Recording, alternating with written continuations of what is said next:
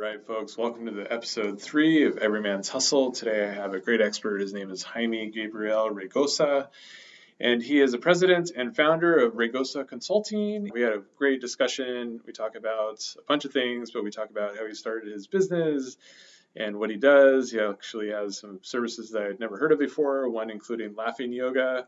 He does mental health life coaching, and he's also an author. He's working on a PhD. He's also pretty amazing on social media as well. So anyways, lots of great things to listen and learn from Jaime. And so check out that. Thank you.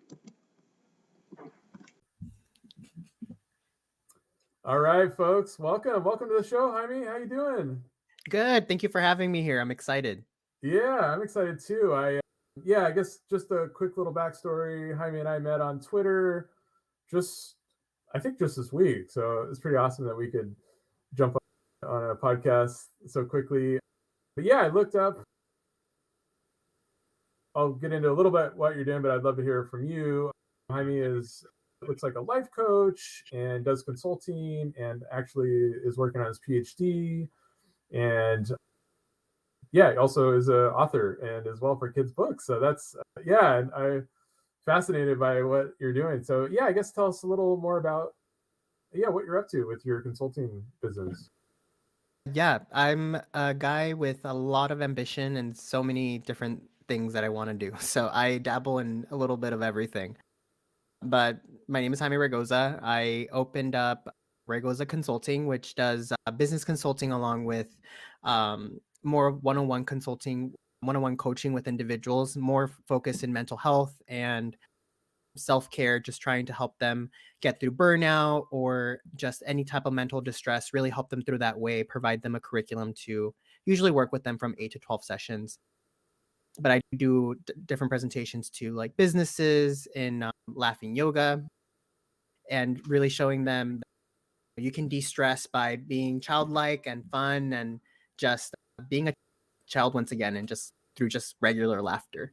Okay. But just to talk about that. Yeah, I love it. We'll dive into all of it, but the one thing I caught my eye when I was on your site, which I don't know if I'd ever heard of it, was laughing yoga. What's the story behind that? Yeah, so I actually went to a conference and it's really funny. I got very upset with a colleague of mine and we were very upset. We went to this conference and we had to go through this laughing yoga course and we were just, this is going to be stupid. We're mad. We don't want to go here. And we went in there and by the end of the session, we were both laughing at each other. We were like, we had forgot that we were even mad at each other and it just really alleviated our symptoms of anger. So I got really motivated at how effective it was at so quickly. Yeah. I was like, let me get trained in that and bring it over to my business. Okay. Awesome. So is it a group thing or one-on-one or both or?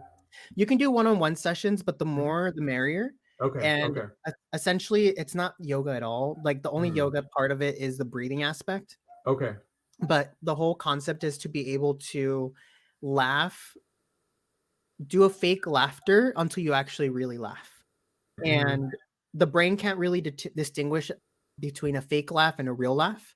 And you get the same type of health benefits as a regular laugh. Oh, okay. Fascinating. I love it. Yeah. First of all, I got to point out, I love your shirt. Thank you. It's funny. A number of years ago, I was late to the office when it was trending. I got on a shuttle to the airport and some guy was actually flying to that. What's the name of that town? That was Scranton, I think it was. Basically made that joke. Oh, I'm going to Scranton. And I totally just flew over my head because I didn't know the show. But years later, I appreciated it. Yeah. So how do people find you? Yeah, I was curious especially for mental health, that's an interesting set of coaching. I've definitely dipped my toe in the water into the coaching space the last month or so. But yeah, I haven't come across the mental health, but it seems like obviously big demand there as well. So how do people find you? Or I do a lot of networking. So like through Twitter, I would network with a lot of people, search at the groups that are really talking about burnout talking about stress at the workplace, unfair circumstances. So I reach out there and then I get involved into that circle, and then I let them know what I'm doing, and I offer some free courses. So people usually end up doing that, or I'll offer to present at their workplace. And from there, I'll give them the services that I do, whether it be laughing yoga, one-on-one consulting with the actual leaders, or even one-on-one coaching with the actual employees. From there, I'll give them the different packages and what we can do to work together, and how can we get from point A to point B in the most affordable and good way. Got it. That makes sense. And now, is it done online or in person or both, or company? So if they are located generally in the vicinity with me in either LA, Orange County, I'm willing to commute or meet halfway, and we can meet in person out in public, or we can do more of a intimate online. It just really depends on where they're located at and what kind of service do they want to do. Okay, got it. All right, well, let's dive into, obviously this show is kind of geared towards people that are maybe thinking about starting their business or maybe just started. So I'd love to hear your story of like, how did you first go out on your own? Like just tell me the backstory. I've always been helping different people with various problems ever since I've been in the social work field and mental health field for about 10 years now. And people have come to me from just being regular clients that I've worked with certain agencies to actually staff members, just helping them with their everyday problems. And one thing that I'm noticing is right now there's such a long wait list for therapy and such a long wait list for mental health services in general, that we need some supplements to, even though I can't provide the clinical aspect of what a therapist can do, there's certain non-clinical things that we can do to work on self-care to not prevent it to get to that point where it's like in the crisis mode. So it's more of the intervention mode. And I said, I'm already doing this. And I was working with people for free, and people were like, you should really be a life coach, or you should really do this and offer these services. And I was like, you know what? You have a good point. And it wasn't until I bumped into a person that actually asked me to present at one of her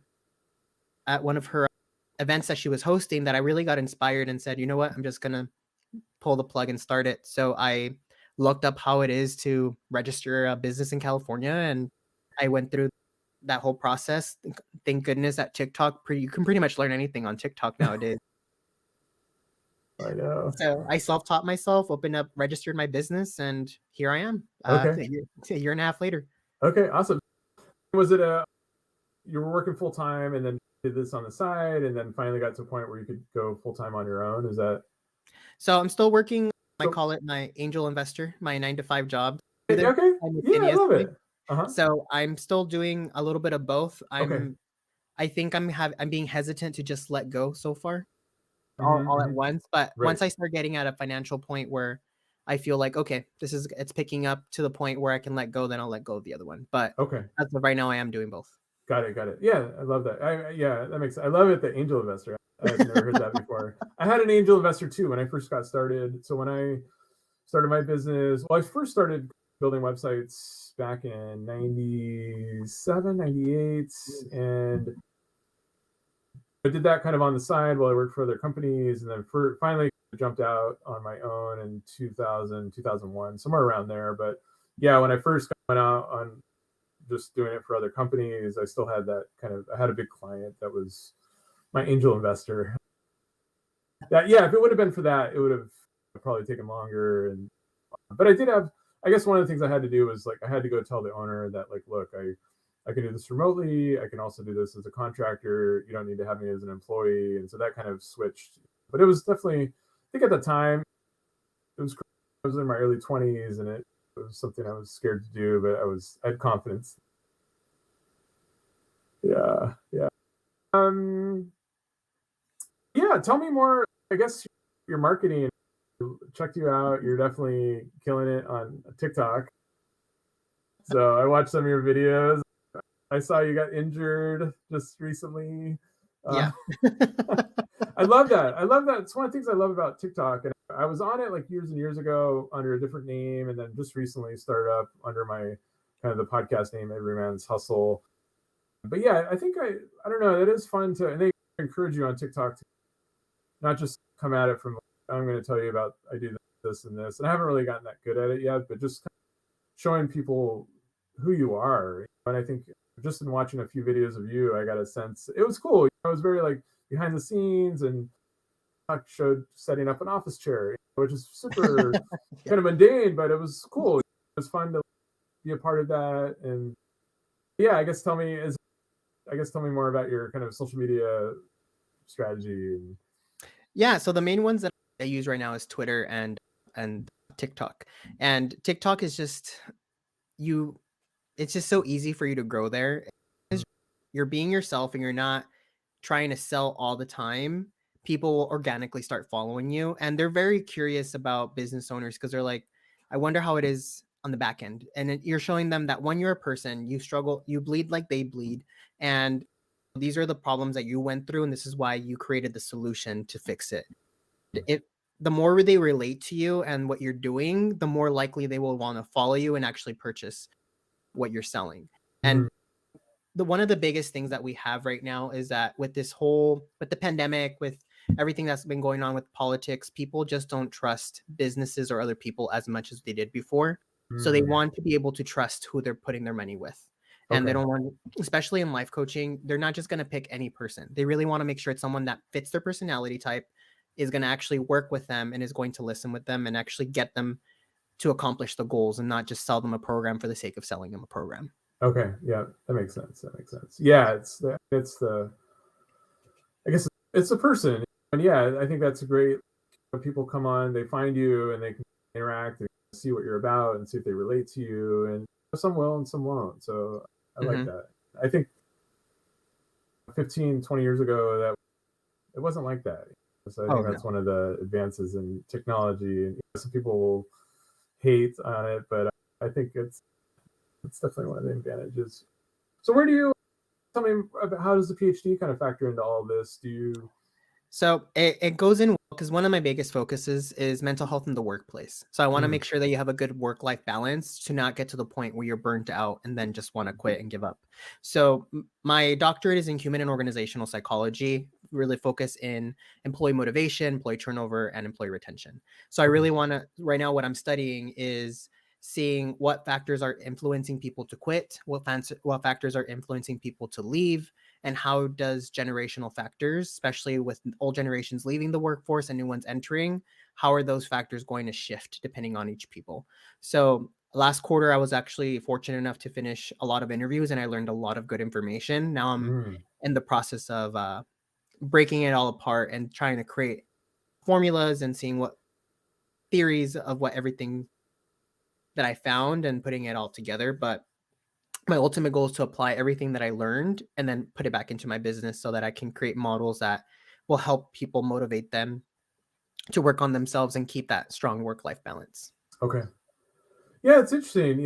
Yeah, my generation has different values and beliefs than younger generation. So yeah, it's I think an expert in that is definitely, there's a lot of value in that. Yeah, I'd love to continue to follow you and see where that path goes. Yeah, and I'll post it on TikTok as soon as I find more things. So you'll probably see it on there. Okay. Awesome. So you started a podcast too. I see you're a couple episodes in as well. Yes. So I did start a podcast. The whole theme of my business is a unicorn. So showing people that anybody can stand out, be special, and that they can be the person that they want to be as long as they do the work to really tap into that inner unicorn. And the whole podcast is showing people that everybody goes through the same struggles, the mental breaks, the barriers, the obstacles that everybody goes through, but they can still be successful at the end. So I share people's life story and how they got from point A to B, and they share their story and something that they might have gone through to help people see, hey, I'm going through that, but this person made it through. I can do that too. So really trying to help them, motivate them to continue going through life no matter what obstacle they're going through. Okay.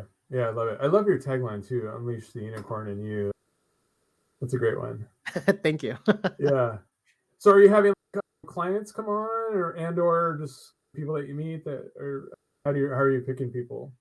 Yeah, so I've been communicating a lot on, like I said, on Twitter right now, and I have had people who are interested and have been trying out the programs, and I'm still trying to build in some more online learning. A lot of people have told me that they want to do that, but the conflict has been timing because everybody's busy. So I'm trying to create more online platforms so that they can get the help that they need in a more online self-paced kind of module. Okay. Just to be more versatile and respect people's time. But right now I have been working with 3 individuals consistently that helping them with just their goals that they have right now. Okay. Yeah, it's similar to I just finished a course that was for 4 weeks in January. The first Tuesday of Tuesdays of this month, and yeah, it was interesting. I got through. It was my first kind of live course, and it was basically teaching people how to start businesses or side hustles. And we talked about marketing, but yeah, it was my first course. So it was definitely lots of learning there. But yeah, I came away from it thinking that I want to create some modules as well that can stand by themselves and people can take at their own pace. So yeah, especially with everything that happened with the pandemic, I've just seen more and more people be open to online learning. And they want to be less in a classroom setting, more I want to do it at my own pace. I want to be able to just get Zoom at it whenever I can and then learn what I need to learn and then go. So I do want to create, because I work with clients from 8 to 12 sessions. So I want to create the same type of experience, but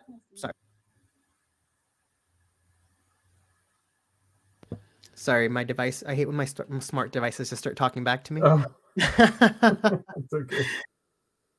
Yeah, I just want to create an online platform where they get the same experience that they would working with me individually. Everything that I would teach them, everything that I would give them the resources, they can just get it online and then do it at their own pace. And then I would still check in with them and call them and work with them via Zoom or phone call or in person, but majority of it will be accessed online. So if they just need it, it'll be at easily at their fingertips. Okay, got it. Makes sense. And have you figured out which platform you're going to use, or? Right now I've been using the Wix platform. It's very all encompassing. Oh, for courses too. Yeah, so you can build in your own courses in there as well. And so I liked it because you can book your sessions with me there. You can download products there. You can actually go in on the actual website and do a forum, a group chat, and log on to the courses all within the same website. Okay, yeah, that's huge. Yeah, so that's why I picked that one, because you're able to do everything all there. So I don't have to keep using third-party websites and then link them all in. I just didn't want to go through that hassle. Yeah, that makes sense. Yeah, I was looking at Squarespace I was on Squarespace for a year or so, and I don't think, they don't have quite that functionality. Yeah, I didn't know that Wix had it as well. There are a bunch of other platforms out there that kind of allow you to do the whole thing, but Wix probably has more control over the website, which is some of the other platforms. I think one of them is like Podia. I'm not sure how much control they give you of the actual website. Yeah, and I've heard other popular ones are like GoDaddy. I've seen a lot of people usually use that one too. Oh, for courses too. Okay. Yeah, so it's just finding what services you want to do and then picking the right platform to do it. Yep. Awesome. Where do you see yourself in 5 years, or what do you? So in 5 years, I'm going to graduate with my doctorate in June. So that's soon. And I really want to start creating an evidence-based model based on what I learned and adding it towards my business, hopefully launching my business full time with me and hiring some other life coaches to be under me and just expand the business and really be able to help people in different platforms. One of my biggest things is I really want to be accessible to different individuals. So I really want to create transcripts so people who maybe can't see my website can hear it, or can't hear can read it, and really try to make it accessible as possible and trying to expand to the individuals that we can get through, because everybody goes through mental health issues, and that's one thing that doesn't discriminate. So we need to be able to be as diverse as possible to reach more populations. Yeah, I love it. The accessibility thing, I haven't, I guess, considered that in that kind of space, but obviously that's huge. And so, I like that you're thinking about it now. And because, people take content in different ways, but also if somebody's blind or deaf, or how are they going to take in your content? That's big. Well, how do you I guess back to like kind of mental health and your coaching, how does technology kind of intersect with what you do? It helps a lot just because one, you can contact anybody from any time zone, any city, just be through Mm-hmm. Zoom, and you don't have to be in the same vicinity. I think that's one thing that I think all mental health practices have been able to adapt because of the pandemic. So we can reach anybody at any time. Another thing is booking is so much easier. I don't have to use the old, let me call me and let me schedule, see where I can fit you in. They can self schedule. They have my availability there. They have my openings. They can self schedule. They can cancel. They can reschedule. And they have pretty much anything that they want to do on there. And if they want to there's a chat feature where if they want to get a hold of me, they type in the chat feature and it sends me a text message on my phone so I can answer them in real time. So it makes it very easy for people to get a hold of me, and being able to work with them has just been super helpful. Yeah, that's great. So is it chat through your website? So somebody, is there a little chat thing that pops up and then that goes to your cell phone and okay. Yeah. So they can literally say call, and then they'll call and it'll ring my phone, or they can chat and then they're typing on their computer, on their phone, but then it will come to me as a text message. Okay. Got it. So let's take a step back to marketing real quick. How much like time would you say that you devote to your marketing, your business? As of right now, I've been doing at a minimum of 30 minutes a day. Okay. Yeah, So I that's do great. at least 30 minutes a day of creating content and posting it out, max of 2. Because I felt that if I go over that 2-hour mark, I start burning myself out. Okay. Yeah, I hear you. So lately, I was off social media for a lot of last couple of years, just got just addicted to it in a way, and just was on it, and just doom scrolling. And I was like, so last year I was off it for the most part. I would do a few business things here and there, but towards the end of last year, I got back on it and just with a real intention for this is for business. And then towards right around the end of last year, I was like, you know what, I'm going to post every day. So I've been posting every day, experimenting with different content. But yeah, it can definitely, it could turn into a full-time job. And so Definitely. I definitely, I have to catch myself. And I haven't really got into scheduling stuff yet. So have you got into any scheduling, like your content ahead of time? I would love to do that so I could just take a couple days off and not. Oh yes. So what I like to do is, for me, my day that I make content is every Sunday. So I do a batch create. I create in batches, and I try to make as much as I can. I write down all my ideas, and whether it be me sending tweets or me creating videos, it's usually the same content. Then I try to repurpose it as much as possible. Record it all on Monday will be my editing, and then I actually start scheduling it out for the rest of the week. And then I usually have it so that it releases up to the next Monday, so that when I create it again, it's done. And then after I create a certain amount of batches, and I recycle my old stuff as well. So I start repurposing and reusing. And I've noticed that a lot of stuff that I would post maybe 2 months ago that didn't hit will now start hitting again the second time I post it around. So just keep trying. And there's no point in creating a bunch of new content every single time, especially if you have ones that already work. Got it. That makes sense. One thing I saw like on TikTok, I don't know, and who knows, this is just somebody I came across, they were like, don't delete your videos. Or if you do repurpose something or post something that doesn't hit months ago, are you deleting the original one or just leaving that one there and post? I leave it there and I repost it. The reason for it is that as you're gaining new followers, the new people weren't exposed to that.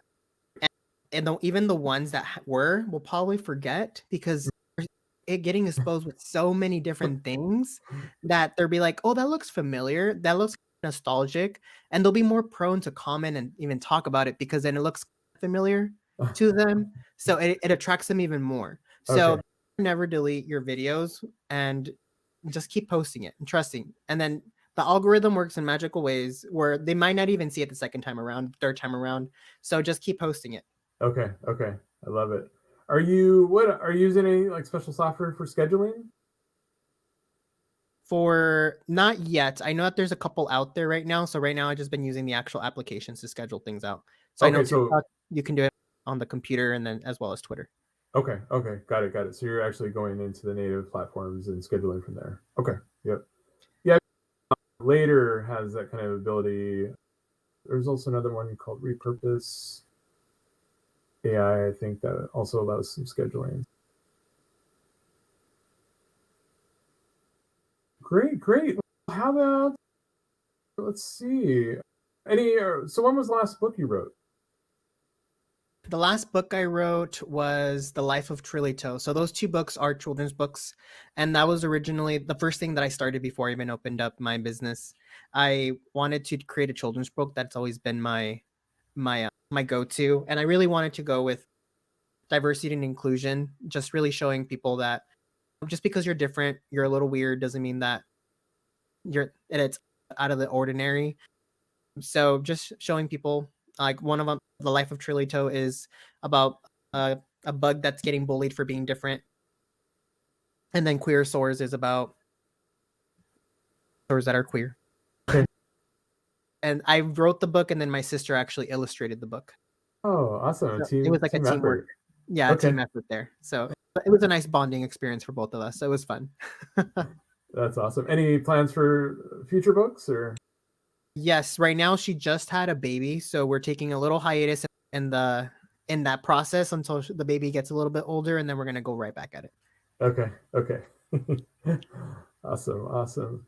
One of the questions I like to ask people is, do you have any mentors you follow, whether in your kind of mental health space, coaching space, or even marketing space, people that you follow that you'd like to mention or give a shout out? Yeah, so one of I follow her religiously. Her name is Andrea Jones, and I just listen to her podcast. She gives a lot of good tips. She interviews a lot of great people, and they just give you a lot of good tips on how to manage the different platforms between LinkedIn, TikTok, Twitter, Instagram, Facebook. There's so many out there, and they always break it down and show you how, like, the tips and tricks of each one. I do follow a few people like Brene Brown, Simon Sinek, who just really emphasize good mental health practices, and just any laughing yoga instructor I'm like consistently following, just so I can get a laugh out of it too. Okay. I love that. That's definitely, I'm gonna add that to my feed. I'm gonna do a search and Oh, do it. You'll have a kick out of it. yeah. If not, just look at my videos. I'm gonna start posting more. You'll get a little taste of it. Yeah. Awesome, Jaime. Thank you so much. Do you have any last things you want to say? Or I definitely tell people I'll have it in the show notes, but if you could tell people where to find you as well, that'd be great. Yeah. I'm pretty much at Raygoza_consult. You can find me on pretty much any social media platform. The main ones that I do use frequently is TikTok and Twitter, so feel free to add me there. You can also visit my website at raygoza-consulting.com. And if I can give one piece of advice for people is, if you have a dream, just go for it. You may not be big today, you may not be big tomorrow, but just be persistent and eventually you'll get there. Yes, I love it. That'll make for a great little short. Awesome. Well, thanks so much, Jaime. It's been a pleasure. I'm glad I met you, and I will definitely stay in touch. And I'm excited for you and your career and your future. And yeah, we'll have to do this again maybe in a couple months. Yeah, definitely. Look forward to it. And thank you again for having me here. I appreciate it. Yeah. Thanks a lot, Jaime. Of course. Have a good one. All right. You too. Bye. All right, folks. Thanks for listening. That was a great episode. Go to everymanshustle.com if you'd like to grab our free tool stack, my free tool stack, and you can follow us on all the different social media platforms on that website. Also, go to 2hourconference.com if you'd like to sign up for a conference that's going to be held towards the end of this month. It's going to be a 2-hour conference with a lot of great speakers, so go sign up there for early registration. And stay tuned for the next episode. Thanks a lot for listening. Bye.